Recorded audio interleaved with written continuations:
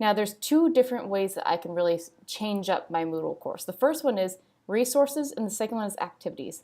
Resources are things that people reference, so information that you're giving out. Activities are things that people do. Let's walk through some of the resources. So if I wanted to add something in here, you can see they have book, file, folder, IMS content package, label, and if you scroll down, even page and URL. Most people will typically use the file. So if I have a Word file that I've already uploaded, like let's say a syllabus, just click on File here, redirects you over. I can say what is the name of that file, so let's say syllabus, a description of this, and what's nice is you can choose whether you want that description to show on the home page. So instead of just having the label of the file, I can choose to display that for me. And it's going to ask you to add in that file. So I can either drag and drop the file right here, or if I know where it's located on my computer, I just click here with what looks like a page with a plus sign. I just click choose file. And let's say I have here my lovely syllabus for kittens and unicorns course, upload this file, and just like that, my Word document is ready to upload. Now there's one more step to get it to display in your course, and that's if I go down here, I can hit save and display. And now you have a course syllabus.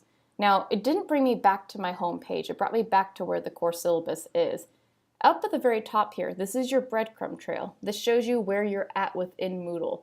So if I have syllabus here, this is my general course, this is the course overall, this is the category of the courses. You can see I'm jumping in.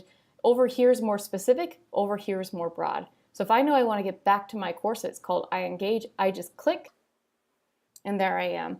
Now, because I just added that in, it's going to be at the very bottom of my list. So here's my syllabus here. And because I selected that I wanted the description to show on the course page, it's here at the bottom.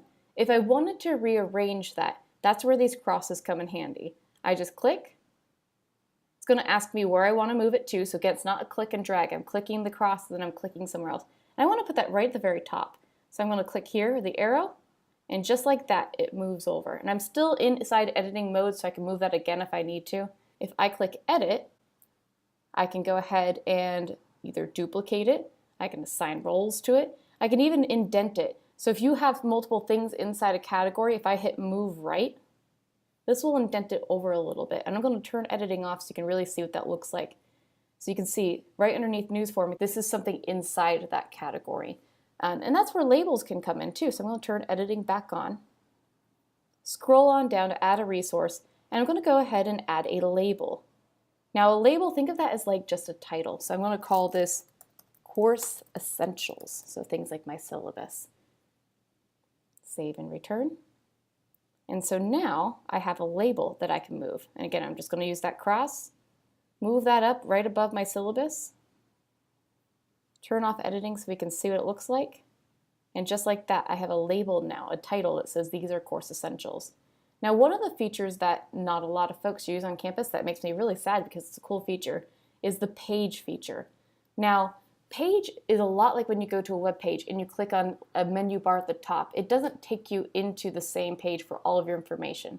What it does is it gives you a new page for that menu item that you've clicked. So if you're clicking on an FAQ or a news article, it brings you over to a separate page. It's an easier way of just keeping everything separate. Now, when you have a Moodle course that is 11 weeks with all of your resources and all of your activities and everything just down the list, it's a lot of scrolling by the time you get to week 8 or week 9. Pages helps prevent that. So what I can do is I go here, add a resource, go down to page, and this is making a brand new page. So if I want to call this, let's say, week 1, I could even do the description like this is for 11/9 through 11/14.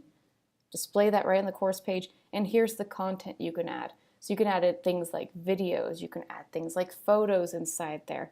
So let's go ahead and we're going to add an image. And we can upload an image just like we did with the file. We're going to be searching our computer. So we find or upload an image, choose a file, might go on my Google Drive. I know I have things there. Here we go.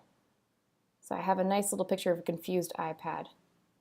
Click choose, upload that file, and just like that, I now have an image. I can also add content. If that was a link, I can make that a link. When I hit save and display now, I now have a separate page for week 1. So you'll see when I scroll down, here's week 1. So they see it, it's a page, and here's the one I just created. And there's the picture right there. So it's a great way to just kind of break up your content a little bit. It's good to make it universal throughout the entire course design. So you don't want to change from pages to having your assignments to having this and that. You need to make sure that whatever you are designing, that you're consistent from week 1 to week 2 to week 3. That way students know what to expect when they're coming in. Now, talking about what to expect, you can also do things like folders, of putting folders of content inside there. So if there's a folder of documents you want them to go through, instead of listing them all out, you can add that in.